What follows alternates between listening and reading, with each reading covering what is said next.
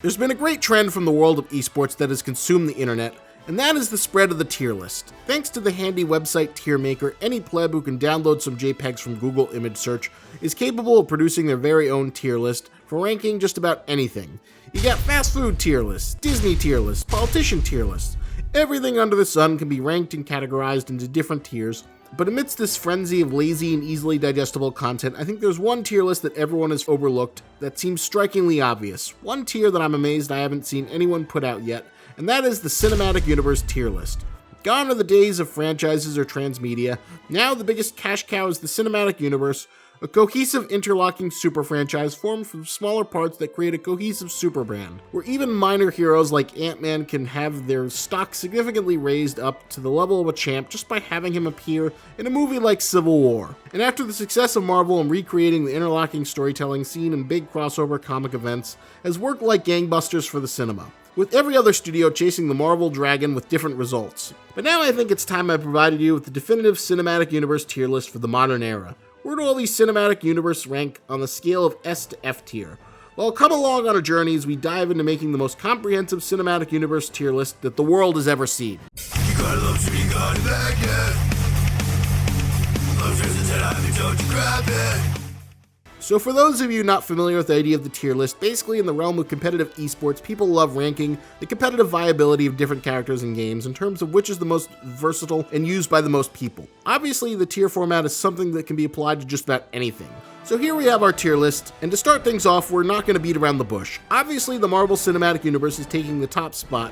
This is the S tier, the global juggernaut that has reshaped the pop culture landscape in its wake, the 800-pound gorilla in the room that everyone is trying to gun for, 23 separate movies that come together, producing a grand total of over $22 billion of revenue against a total production cost of nearly $4.5 billion across all 23 movies. There's no beating this. It's the golden standard that everyone is trying to imitate. The only thing at this point that could beat Marvel is Marvel itself. It's their game to lose. They're the kings of the kingdom. They've set the bar so high that the only threat is people will eventually get bored. But it doesn't look like that's happening anytime soon. Marvel also has a very high critic review average of around 84% in Rotten Tomatoes, which is an exceptional average to maintain across so many movies with so many different characters. It's Marvel's world and we're just living in it, and as long as this continues to remain successful, we'll see other studios keep on chasing the dragon, looking to build their own cinematic universe as quickly as possible. Next up, we have the X-Men Cinematic Universe. Now, this has been a very bumpy road. It's amazing that this franchise has managed to endure for as long as it has, especially given the fact that it's been so terribly and poorly managed by a studio that seems to be hugely indifferent to what it had. I mean, how many modern franchises can say they had not one but two separate film trilogies in the same series that both started off strong but then were hammered into oblivion with two completely separate casts? But along with the original Blade, X-Men is cited as the light that sparked the fuse, igniting the modern era of superhero filmmaking, setting the stage for the eventual rise of the MCU. Ironically enough, Kevin Feige, the super producer, master architect of the MCU, got his big start in producing by working on the first X-Men movie. He's previously been an executive assistant to producer Lauren Schuler Donner, wife of famed Superman director Richard Donner, who made him an associate producer due to his extensive knowledge of the Marvel Universe, as well as all of the X-Men characters. So in a weird roundabout way, from both the creative and production standpoint, X-Men was truly the genesis for everything that would come after. But the tragic flaw was always that the X-Men was in the hands of people who didn't particularly like them. The fact that they wore Matrix-style leather costumes and openly mocked the spandex that defined the Jim Lee era in the 90s just goes to show the seething contempt for the source material that would ultimately lead to diminishing returns. The weird thing about not giving a shit about something is that occasionally you'll let someone who actually does give a shit get their hands on the material and run wild, which is the case for films like X-Men First Class, where Matthew Vaughn managed to revive the entire franchise via a prequel spin-off movie. And of course, you have the whole Wolverine trilogy of movies, where each sequel is better than its previous installment. It was the Benjamin Button of franchise filmmaking, where you went from dog shit terrible to aggressively mediocre and capped things off with an Oscar nomination. Probably the only instance where one of these series managed to fail upward into excellence. Then, of course, you have the very successful Deadpool spin-off, the Ryan Reynolds passion project that paid off tremendously, even bringing about the very well-received TV spin-offs in the form of The Gifted and Legion. It's kind of sad to think of what the X-Men series could have been if it had been consistently in better hands, instead of being held to the whims of infamous studio executives like Tom Rothman. But sadly, the series is going out on a whimper by pushing out another half-hearted adaptation of the famous Dark Phoenix storyline, where all the talent doesn't look like they want to be there, and Jennifer Lawrence gets killed off in the first act because she hates the Mystique makeup more than life itself and wants to be rid of X-Men anything. Over the course of its run, the X-Men franchise has tallied up an impressive $6 billion box office total against a production budget of $1.8 billion. With 12 films, but as impressive as those highs may be, the lows have just been far too humiliating. The X-Men movies have maintained a critical Rotten Tomatoes average of around 69%. It's kind of ironic that X-Men films gave birth to the man who'd become the mastermind behind the Marvel Cinematic Universe, and now after the Fox acquisition, the franchise that gave Feige the career boost he needed will now return to him to be remade and reborn for a new generation.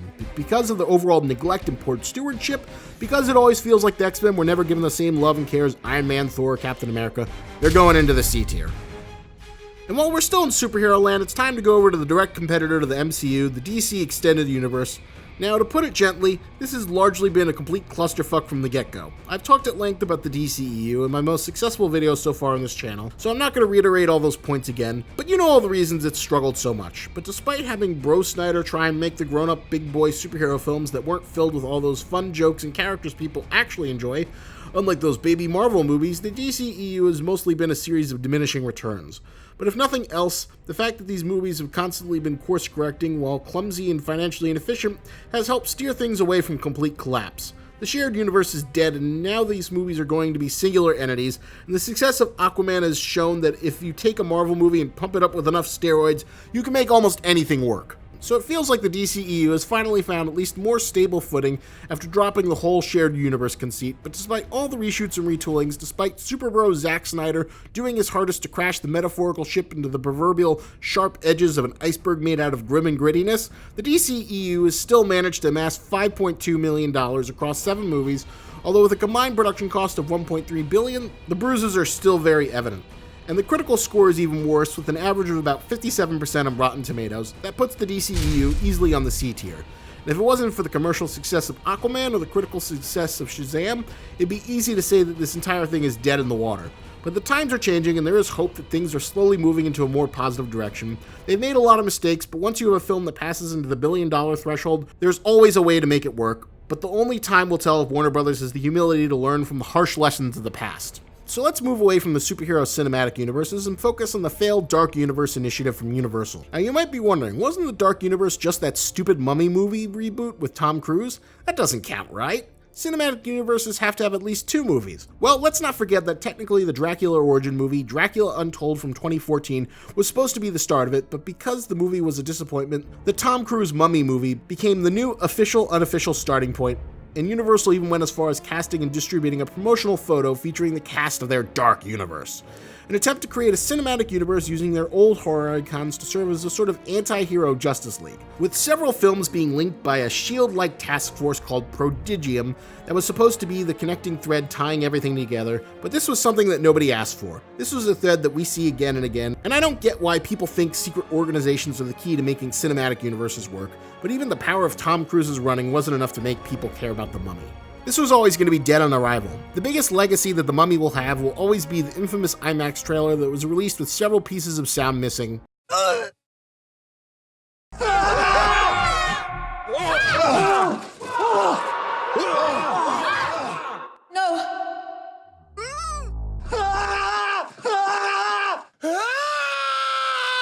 With an abysmal 20% cumulative rating of the 2 movies, and neither film was particularly well loved by audiences. It was a bad investment that Universal certainly hopes you forget. That's why this is going into the F tier on the list. There is nothing more ill-conceived and poorly executed than the Dark Universe. So our next contender pains me to bring up, and that is Legendary's Godzilla Monsterverse. Now if there's a cinematic universe I'm rooting for more than any of the others, it's this baby.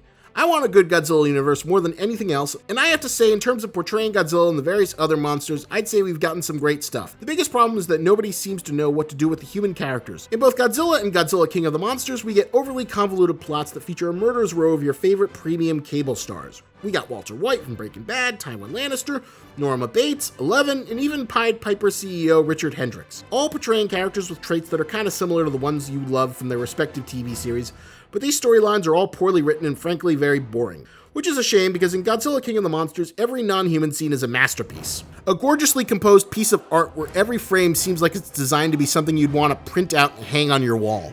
But then the cable TV chorus chimes in, and all you can think is how much you want them to shut up with their sub-blockbuster paddlum dialogue. My God, Zilla. Kong Skull Island also suffers from these same issues, despite having an all-star cast.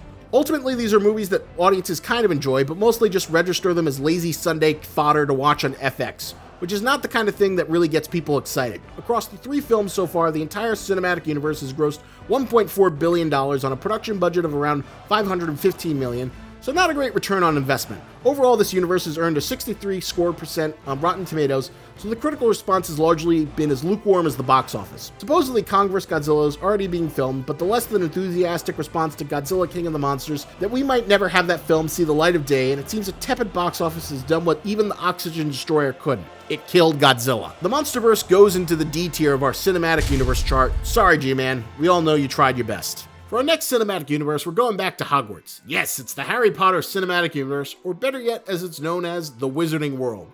Oh man, I'd originally say this should go into the S tier, but nobody shat the bed harder than J.K. Rowling. This has become less a viable franchise, but more how fast can you completely get rid of all the goodwill from the original books and 8-movie franchise. J.K. Rowling seems to be doing her very best to sabotage her franchise, from her attempt to try and pander to a progressive audience, but actually being too lazy to follow through with any of her promises. Hey, isn't it awesome that there's a Korean girl who turns out to be Nagini? Great, Asian representation, except for the fact that she becomes a literal tool for Wizard Hitler and gets beheaded by Neville Longbottom. Oh my god, Dumbledore is gay, and we have an entire 5-film series following his relationship with former lover-turned-villain Grindelwald. Then okay, let's see some gay romance, right? Some Wizarding Doom lover shit that should be some spicy drama.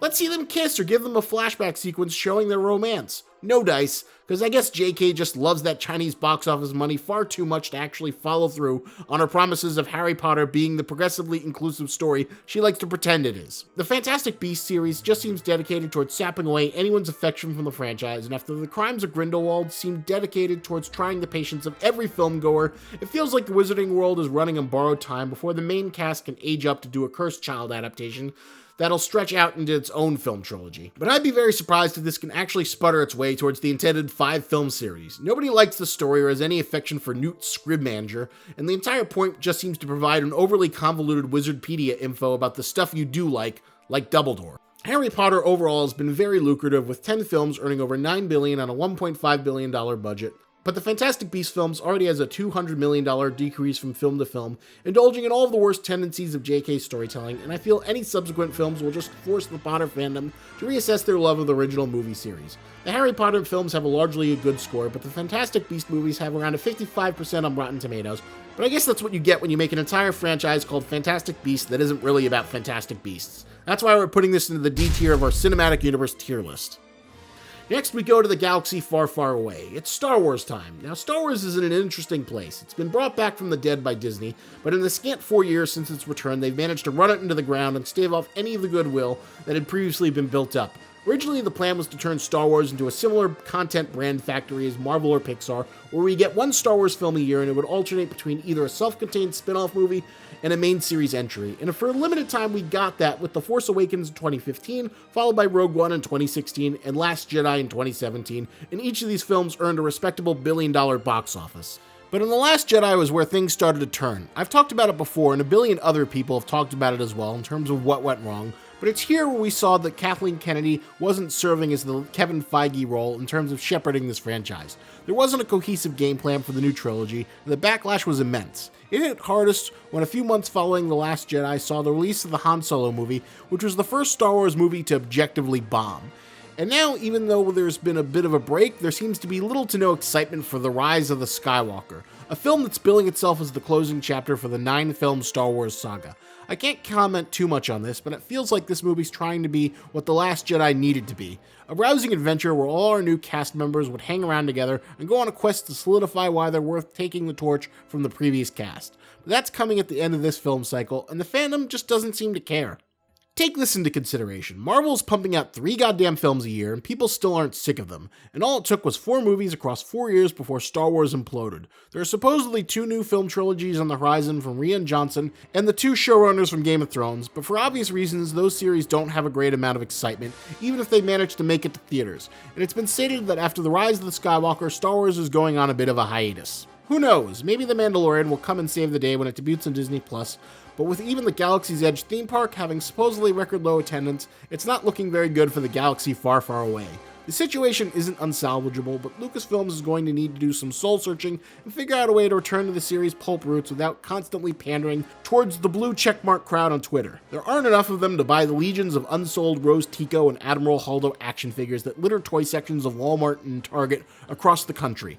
The total box office of the Disney-era films is around $4.8 billion, which isn't a bad haul by any means, and still these films have an 84% average review score on Rotten Tomatoes, so from a numbers standpoint they're doing quite well. But when Star Wars is getting their ass beat by Fortnite and Google Trends, I think it's time to reconsider your game plan, especially when you have the studio that invented and perfected the cinematic universe under the same company umbrella, and I can't imagine it'd be too hard for Kathleen Kennedy to have a nice heart-to-heart with Kevin Feige.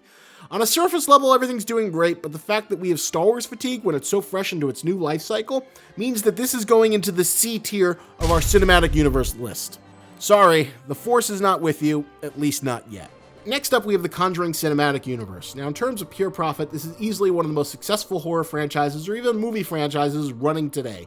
Across the 7 movies, they made $1.8 billion, which is respectable, but what makes it remarkable is the fact that all 7 of these movies were produced for $81 million. That's right, a medium-tier blockbuster money was used to make 7 individual movies that have collectively grossed over $1 billion.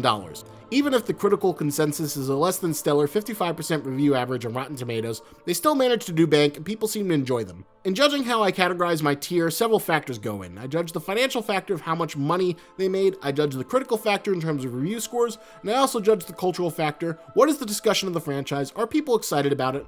And the fact that the Conjuring universe continues to march forward, making money, and people aren't sick and tired of it definitely put it in a higher bracket, even if I personally haven't seen any of the movies. The proof is in the numbers. I think out of all the franchises listed here, Conjuring is easily the most profitable, and it goes to show that James Wan is the magic touch, especially given the fact that he also spawned the Saw franchise, which became a staple of horror for a generation. So The Conjuring is going into the B tier. It's a solid, profitable workhorse of a franchise that's giving its audience what they want. Now get ready to live your life a quarter mile at a time and hit the nos as we get Fast and Furious. Now this almost didn't make the list, but after the release of the upcoming spin-off of Hobbs and Shaw, the Fast and Furious will be an official cinematic universe. And if you told me back in 2001 when I first saw the movie while at sleepaway camp that this would become one of the defining franchises in the modern era, I would have said you're insane. But thanks to the work of Justin Lin and screenwriter Chris Morgan... Great, why is it okay for women to say, oh, you're 5 feet on dating sites? You should be dead? That's okay? No, not that Chris Morgan, but it seems like a weird bit of cosmic karma that screenwriter Chris Morgan, who made a career out of writing machismo, nos-fueled, dude bro pandering action movies, would share the same name with the infamous bagel store guy who went viral for the fact that he feels emasculated because he's too short. Is the universe trying to tell us something about how fragile male masculinity can be? What Hollywood machismo bravado looks like when put into a real-life scenario? And attack me, Dick. Oh my god.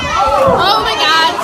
I just wanted bagels. Fun tangent aside, the dual team of Lynn and Chris have managed to elevate the dumb Vin Diesel car movie into a ludicrously dumb action extravaganza that's kind of self-aware about how dumb it is, but most importantly places emphasis on characters and the theme of family. And you know what? It works. People love following the Toretto clan like some kind of Avengers super squad that uses cars as their superpower. The 8 films so far in the Furious franchise have garnered $5.1 billion in box office against a $1 billion production budget. So it's not the most cost-effective of all the franchises, but the fact that the last 2 movies made $1 billion and people don't seem to get sick of this series yet goes to show as long as we see cars fighting tanks or cars fighting submarines, there'll still be juice in the tank. Even if the critical consensus is only around 56% average, these movies know what they're trying to do, and the general audience is digging it as well. This goes into the A tier on our cinematic universe list. Ideally, this is what you want in a franchise to be, something that continues to improve and expand its audience with each new installment. Now, from racing cars to transforming cars, this is also similar to Fast and Furious in that it was only a straightforward franchise, but with the Bumblebee movie serving as a spin-off, the Transformers cinematic universe also exists. But it's a universe that has long since worn out its welcome. Last Night was supposed to launch a larger Transformers cinematic universe. In fact, there was even a writer's room that was brought in to start penning a larger series of interconnected films, but The Last Night underperformed at the box office. And despite the fact that the Bumblebee movie was actually pretty good, seeing how it had a different director who had something besides the seething contempt of Michael Bay, but ultimately audiences got sick of Transformers. It also didn't help that the series fundamentally wasn't built to be a long-running franchise. Each entry is also largely self-contained and just retold the same story again and again, following the formula beat by beat, which would usually involve some sort of Transformers MacGuffin from ancient history that could destroy the world. In the first one, it's the ancient glasses that lead to the Allspark. In the second one, it's the Egyptian pyramids. The third one, it's the stuff on the moon. Every film features some kind of light retcon and a new historical MacGuffin. There's a great red letter media where they try to watch the first 3 movies all at the same time and see that they're structured almost identically. But the audiences wised up to the formula and kind of gave up bothering to see these movies in theaters. There's a rumor that we might see a soft reboot after Bumblebee. So far, no word has come out in terms of what the future movies will see.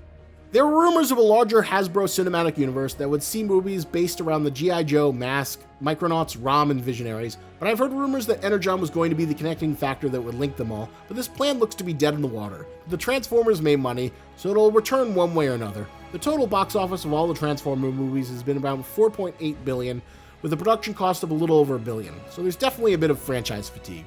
Plus, this series probably has one of the worst critical averages of 39% average on Rotten Tomatoes. So Transformers goes into the D tier of my cinematic universe list.